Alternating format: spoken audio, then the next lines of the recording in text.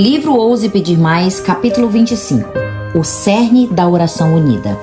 Adesão ao verdadeiro reavivamento de oração. Há alguns anos, no verão, nossa equipe de oração do Ministério ARME foi convidada a fazer uma sala de oração no campus da Universidade Adventista nas Filipinas. Ali, por dias, fizemos pouco mais do que orar com alunos e docentes. Embora trabalhássemos por muitas horas, foi muito recompensador para o nosso time ver a vida de jovens cristãos mornos ser reavivadas, energizadas e transformadas. Muitos que nunca haviam se interessados pelas coisas espirituais entregaram a vida a Cristo e fizeram uma mudança radical. E muitos dos jovens permaneciam na sala de oração por horas. Certo dia, uma moça chamada Christian, incentivada pelos convites de um amigo, foi ver o que havia de tão especial naquelas reuniões de oração unida. Christian nunca havia orado com outras pessoas antes e, na verdade, não tinha um relacionamento muito íntimo com Deus. No entanto, guiada pelo Espírito Santo, ela começou a orar enquanto estava com a nossa equipe, pedindo a Deus que perdoasse os seus pecados e lhe desse um novo coração. Depois, ela nos contou com lágrimas nos olhos: Deus me deu tamanha paz, algo que nunca havia vivenciado antes. Obrigada por orarem comigo.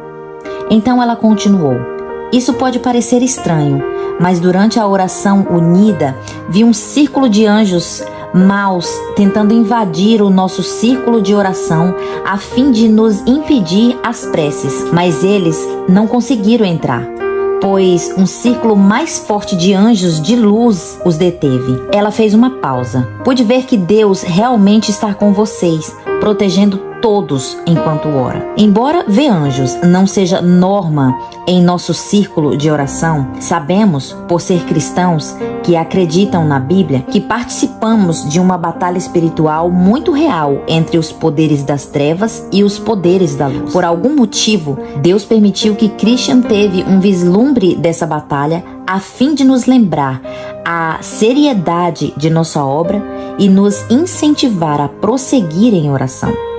Conforme Salmos 34:7 diz: o anjo do Senhor acampa ao redor daqueles que o temem e os livra. Que promessa maravilhosa! Que presente poder ver essa realidade. Ao viajar pelo mundo ao longo dos últimos anos, falando sobre o poder da oração e encorajando as igrejas a se unirem em oração, tenho testemunhado milagres após milagres, à medida que o Espírito Santo de Deus é derramado, trazendo laodicenses indiferentes de volta à vida. Vi pequenos grupos de oração unidas surgirem em todos os lugares. Entretanto, o inimigo não fica feliz e faz de tudo para impedir, ou pelo menos atrapalhar a obra, pois sabe que é a oração, sobretudo a oração unida, que é a arma mais prejudicial às suas forças. Por mais surpreendente que pareça, alguns que tentam deter esse movimento de oração unida são os membros da igreja. Cristãos que ficam com medo de se enveredar por um reavivamento falso. Embora ache que esses cristãos tenham motivos sinceros, sei que o Espírito Santo se entristece ao ver como o reavivamento genuíno de oração é impedido por suas palavras e suas ações. É por isso que necessitamos nos unir em ainda mais oração, para que o movimento genuíno de oração encabeçado por Deus não seja atrapalhado nem mesmo por fogo amigo. Quando oramos juntos, não estamos apenas dobrando o poder, pois Deus trabalha com multiplicação, não com soma. Ao orar junto, podemos clamar a promessa divina de que, se estivermos cheios de seu poder e firmados sobre a rocha, um de nós poderá perseguir 1000, e 2 serão capazes de fazer 10.000 fugirem. Deuteronômio 32:30. Outra passagem nos diz: 5 de vós perseguirão 100, e 100 dentre vós perseguirão 10.000. Lucas 26:8. Embora haja muito poder na oração secreta, há ainda mais poder quando 2 ou mais pessoas oram juntas. É por isso que Satanás é tão incisivo em nos impedir de orar juntos. É por isso também que acho que precisamos abordar rapidamente algumas questões. Se não entendermos o cerne da oração unida, genuína e baseada na Bíblia, existe a possibilidade de sermos enredados em movimento de oração falsificada, ou pior, de impedir um movimento de oração genuína. E não queremos nada disso. E as orações longas? Todos nós já estivemos em um culto de oração no qual uma pessoa ora sem parar. Até os santos se cansam. Todos quase caem no sono e ficam desejando de todo o coração que aquele que está orando acabe para que outra também tenha a oportunidade de fazê-lo. Encontramos diversas referências nos escritos de profecia incentivando que as orações públicas sejam curtas. Ellen White sempre escrevia estas palavras no contexto de manter as reuniões de oração interessantes. Faça orações curtas nos cultos e as orações longas ao conversar, ao entrar em comunhão com Deus em particular. Aprendei a orar breve e direto ao ponto, pedindo justo aquilo que necessitais. Na época dos pioneiros do Adventismo, as reuniões de oração costumavam durar bastante tempo, estendendo-se noite adentro. Sem dúvida, isso seria contrária à atuação de Deus na história passada. Isso não significa também que toda reunião precisa incluir um tempo longo de oração. Não queremos que os nossos cultos sejam cansativos e tediosos. Até Cristo, quando ensinava o povo, não forçava as pessoas a cerimônias e orações longas e tediantes, como fazia os fariseus. O incentivo a um tempo específico de mais oração livre em grupo pode ser benefício de trazer mais fervor à união espiritual para as igrejas secas e sem vida. De modo geral, encorajamos orações curtas, de 2 a 3 frases ou um pensamento completo. A inspiração nos diz que uma oração com metade do número de palavras é adequada.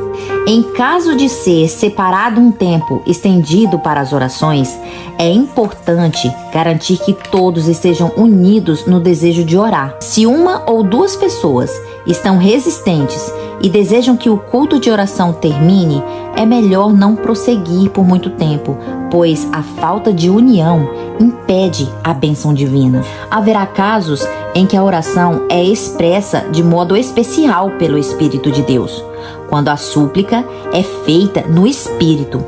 O coração ardente anseia e suspira por Deus. O Espírito luta com Jacó e não se satisfaz enquanto não vir uma manifestação especial do poder de Deus. E isso é o que Deus deseja. Se os filhos de Deus orassem mais em particular, provavelmente não levantassem objeções a orar mais em público, pois isso seria a realização do verdadeiro desejo de seu coração.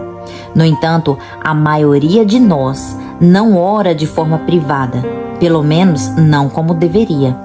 Em resultado, a oração e o fervor verdadeiros, bem como a oração inspirada pelo Espírito Santo, em contextos coletivos, podem se tornar desconfortáveis e desconcertantes.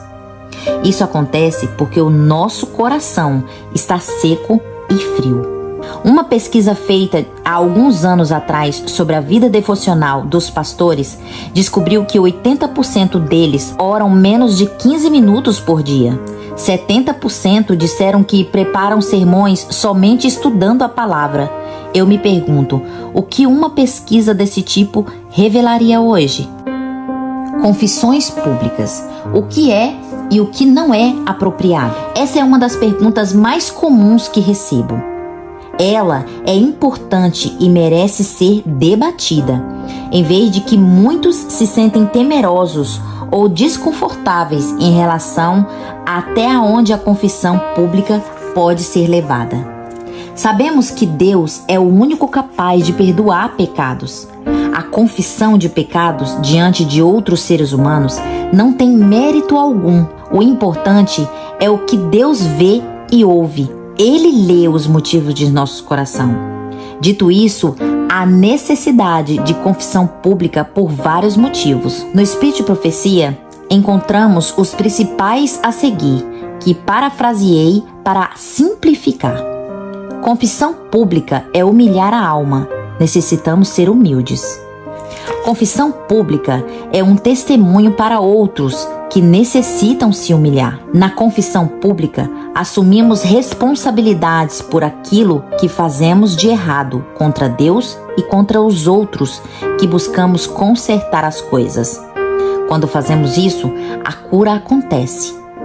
A confissão pública promove a união e o amor enquanto oramos uns pelos outros e carregamos os fardos uns dos outros. A confissão pública de pecado, como o egoísmo e a fraude da desonestidade em relação a Deus e ao próximo, o orgulho, a ausência de oração, pecados na família e muitos outros que fazem o Senhor franzir o senho para o seu povo, precisam ser reconhecidos. É apropriado partilhá-los em público, pois todos temos responsabilidades por esses atos. Precisamos perguntar a Deus o que devemos e o que não devemos falar em público. Uma coisa, porém, fica bem claro: deveriam estar acontecendo muito mais confissões públicas do que vemos atualmente.